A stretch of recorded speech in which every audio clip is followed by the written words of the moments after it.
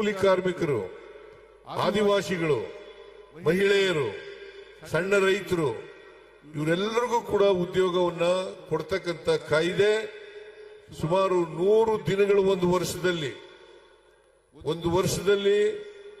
100 ದಿನಗಳು ಉದ್ಯೋಗ ಗ್ಯಾರಂಟಿ ಖಾತ್ರಿ ಆಗ್ತಕ್ಕಂಥ ಕೆಲಸವನ್ನ ಮಾಡ್ತಾ ಇದ್ರು. ಯಾರೇ ಉದ್ಯೋಗ ಬೇಕಾದವರು ಅವರ ಗ್ರಾಮದಲ್ಲಿ ಅವರ ಪಂಚಾಯತಿನಲ್ಲಿ ಕೆಲಸ ಬೇಕು ಅಂತ ಹೇಳಿದ್ರೆ ಅರ್ಜಿ ಹಾಕಿದ್ರೆ ಆ ಕೆಲಸವನ್ನ ಕೊಡಲೇಬೇಕಾಗಿತ್ತು. ಕೊಡದೆ ಹೋದ್ರೆ ಭತ್ಯವನ್ನ ಕೊಡ್ತಕ್ಕಂಥ ಕೆಲಸವನ್ನ ಮಾಡಬೇಕಾಗಿತ್ತು. ಇಂಥ ಕಾಯ್ದೆಯನ್ನ ಕಿತ್ತಾಕ್ತಕ್ಕಂಥ ಕೆಲಸವನ್ನ ಮಾಡಿದ್ದಾರೆ. ಈ ಉದ್ಯೋಗ ಬೇಕು ಅನ್ನೋದನ್ನ ತೀರ್ಮಾನ ಮಾಡತಕ್ಕಂಥದ್ದು ಗ್ರಾಮ ಪಂಚಾಯಿತಿಗಳು ಮತ್ತು ಗ್ರಾಮ ಸಭೆಗಳು. ಇದನ್ನ ಈ ಅಧಿಕಾರವನ್ನ ಕಿತ್ತಾಕಿದ್ದಾರೆ. ಈಗ 365 ದಿನದಲ್ಲಿ ಯಾವಾಗ ಬೇಕಾದ್ರೂ ಕೂಡ ಕೆಲಸ ಕೇಳಬಹುದಾಗಿತ್ತು. ಈಗ 60 ದಿನಗಳು ವ್ಯವಸಾಯದ ದಿನಗಳಲ್ಲಿ ವ್ಯವಸಾಯದ ಚಟುವಟಿಕೆಗಳು ಪ್ರಾರಂಭ ಆದಾಗ ಕೊಡಗಿಲ್ಲ, 60 ದಿನಗಳು ಕೊಡಗಿಲ್ಲ. ಜೊತೆಗೆ ಕೆಲಸ ತೀರ್ಮಾನ ಮಾಡತಕ್ಕಂಥದ್ದು ಕೇಂದ್ರ ಸರ್ಕಾರ. ಕೇಂದ್ರ ಸರ್ಕಾರದಲ್ಲಿ ಇಂಥ ಪಂಚಾಯತಿನಲ್ಲಿ ಕೆಲಸ ಆಗಬೇಕು ಅಂತಂದ್ರೆ ಆ ಕೆಲಸಕ್ಕೆ ಅನುದಾನ ಕೊಟ್ಟಾಗ ಮಾತ್ರ ಪ್ರಾರಂಭ ಆಗ್ತದೆ. ಇಲ್ಲದೆ ಹೋದ್ರೆ, ಅನುದಾನ ಕೊಡದೆ ಹೋದ್ರೆ ಅಲ್ಲಿ ಕೆಲಸ ಆಗೋದಿಲ್ಲ. ಆದ್ರಿಂದ ಉದಾಹರಣೆಗೆ ನಮ್ಮ ಪಂಚಾಯತಿನಲ್ಲಿ ಕೆಲಸ ಕೊಡ್ತೀವಿ ಅಂತ ಹೇಳ್ತೀವಿ, ಕೇಂದ್ರ ಸರ್ಕಾರ ತೀರ್ಮಾನ ಮಾಡಿದ್ರೆ ನಮ್ಮ ಪಂಚಾಯತಿನಲ್ಲಿ ಕೆಲಸ ಆಗಬಹುದು. ಅಥವಾ ನಿಮ್ಮ ಪಂಚಾಯತಿನಲ್ಲಿ ಕೆಲಸ ಇಲ್ಲ ಅಂತಂದ್ರೆ ಕೆಲಸ ಇಲ್ಲ.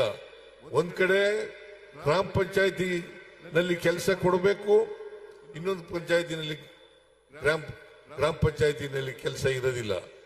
ಸೊ ಇದು ಈ ಹೊಸ ಕಾಯ್ದೆ BBG ರಾಮ್ಜಿ ಕಾನೂನಲ್ಲಿ ಮಾಡಿರ್ತಕ್ಕಂಥ ಕೆಲಸ. ಅದಕ್ಕೋಸ್ಕರ ನಾವು ಮನ್ರೇಗವನ್ನೇ ಮುಂದುವರಿಸಬೇಕು ಅಂತಕ್ಕಂಥದ್ದು ಕಾಂಗ್ರೆಸ್ ಪಕ್ಷದ ತೀವ್ರ ಒತ್ತಡ ಅಂತಕ್ಕಂಥ ಮಾತುಗಳನ್ನ ಈ ಸಂದರ್ಭದಲ್ಲಿ ಹೇಳಲಿಕ್ಕೆ ಬಯಸ್ತಾ ಇದ್ದೇನೆ. ಜೊತೆಗೆ ನಮ್ಮ ಮನ್ರೇಗಾ ಕಾಯ್ದೆನಲ್ಲಿ ಕಾಂಟ್ರಾಕ್ಟ್ಗಳಿರಲಿಲ್ಲ. ಈಗ ಅಪರೋಕ್ಷವಾಗಿ ಕಾಂಟ್ರಾಕ್ಟ್ಗಳು ಬರ್ತಾರೆ ಅಂತಕ್ಕಂಥ ಮಾತುಗಳನ್ನ ಈ ಸಂದರ್ಭದಲ್ಲಿ ನಾವೆಲ್ಲರೂ ಕೂಡ ಜ್ಞಾಪಕ ಇಟ್ಕೋಬೇಕಾಗ್ತದೆ. ಅದರಿಂದ ಈ ಮನ್ರೇಗಾ ಕಾಯ್ದೆನಲ್ಲಿ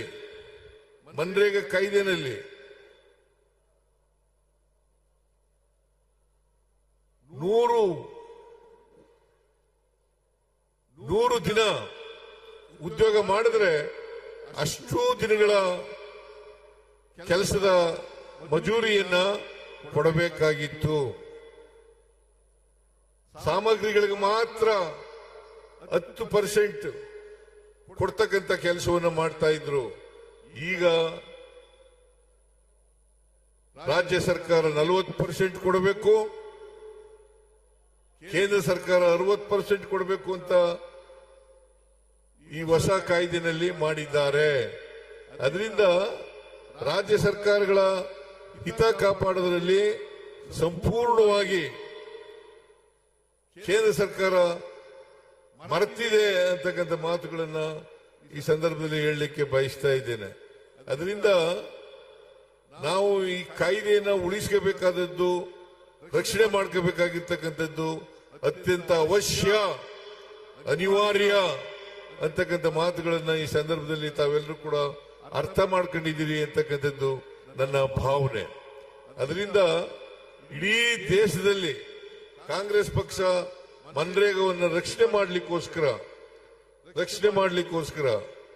ಅದನ್ನ ಉಳಿಸ್ಕೊಳ್ಳಿಕ್ಕೋಸ್ಕರ ನಾವು ಹೋರಾಟವನ್ನ ಮಾಡ್ತಾ ಇದ್ದೀವಿ ಅಂತಕ್ಕಂಥ ಮಾತುಗಳನ್ನ ಈ ಸಂದರ್ಭದಲ್ಲಿ ಹೇಳಲಿಕ್ಕೆ ಬಯಸ್ತಾ ಇದ್ದೇನೆ. ನಮ್ಮ ಬೇಡಿಕೆಗಳು ಪ್ರಮುಖವಾಗಿ ವಿಕಸಿತ ಭಾರತ್ ರಾಮ್ಜಿ ಕಾಯ್ದೆಯನ್ನು ಸಂಪೂರ್ಣವಾಗಿ ರದ್ದುಗೊಳಿಸಬೇಕು. ಮಹಾತ್ಮ ಗಾಂಧಿ ರಾಷ್ಟ್ರೀಯ ಗ್ರಾಮೀಣ ಉದ್ಯೋಗ ಖಾತ್ರಿ ಯೋಜನೆಯನ್ನ ಮನ್ರೇಗಾವನ್ನ ಮರುಜಾರಿಗೊಳಿಸಬೇಕು. ಬಹುಶಃ ನಿಮ್ಗೆಲ್ರಿಗೂ ಕೂಡ ಗೊತ್ತಾಗಿದೆ ಅಂತಕ್ಕಂಥದ್ದು ನನ್ನ ಭಾವನೆ. ಆದ್ರಿಂದ ವಿಕಸಿತ ಭಾರತ ರಾಮ್ಜಿ ಕಾಯ್ದೆಯನ್ನು ಸಂಪೂರ್ಣವಾಗಿ ರದ್ದುಗೊಳಿಸಬೇಕು. ಇವು ನಮ್ಮ ಬೇಡಿಕೆಗಳು. ಮಹಾತ್ಮ ಗಾಂಧಿ ರಾಷ್ಟ್ರೀಯ ಗ್ರಾಮೀಣ ಉದ್ಯೋಗ ಖಾತ್ರಿ ಯೋಜನೆಯನ್ನ ಮರುಜಾರಿಗೊಳಿಸಬೇಕು.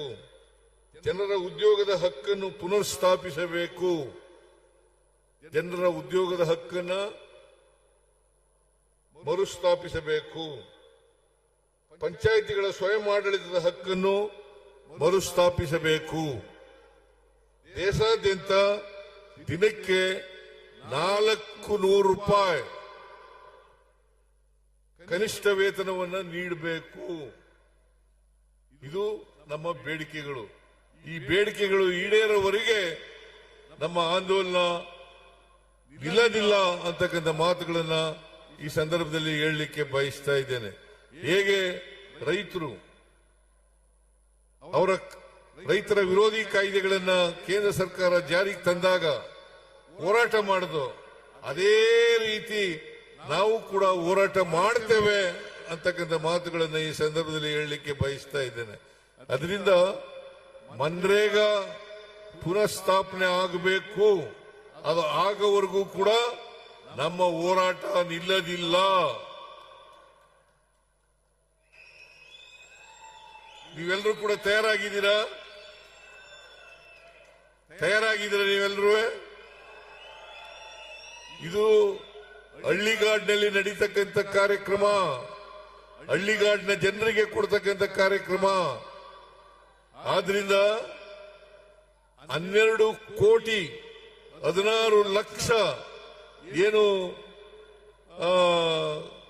ಕೂಲಿ ಕಾರ್ಮಿಕರಿದ್ರು ಅವರೆಲ್ಲರಿಗೂ ಕೂಡ ಇವತ್ತು ಈ ಕಾಯ್ದೆಯನ್ನ ತಂದು ಮನ್ರೇಗಾವನ್ನ ನಾಶ